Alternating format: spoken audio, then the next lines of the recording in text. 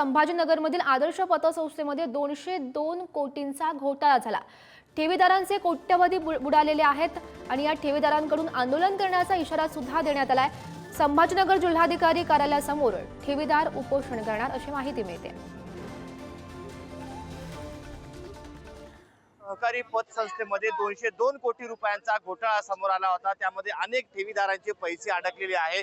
अजूनही ते पैसे न मिळाल्याने अशा पद्धतीने जे ठेवीदार आहे ते या ठिकाणी जिल्हाधिकारी कार्यालयासमोर आंदोलनाला बसलेले आहे। यामध्ये मोठ्या प्रमाणात महिलांचा देखील सहभाग आहे आणि अशा पद्धतीचे बॅनर या ठिकाणी लावण्यात आलेले आहे। काय सांगाल तुम्ही, आज या ठिकाणी आमरण उपोषणाला सुरुवात करताय? यामध्ये आमचे पैशाअभावी आमचे आतापर्यंत 55 ते 48 ते 55 ठेवीदार आमचे आतापर्यंत दगावलेले आहे।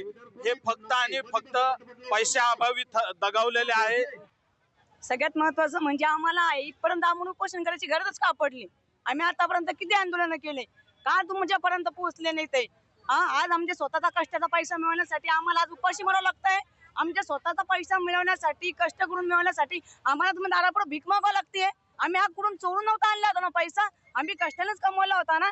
तरी कष्टाचा पैसा मिळवण्यासाठी आज तुमच्या दारापुढे आम्हाला भीक मागावं लागते। मी अन्न पाणी त्याग करून आंदोलन करणार आहे आणि जोपर्यंत आमच्या मागण्या हे होणार नाही तोपर्यंत आम्ही हे उपोषण सोडणार नाही।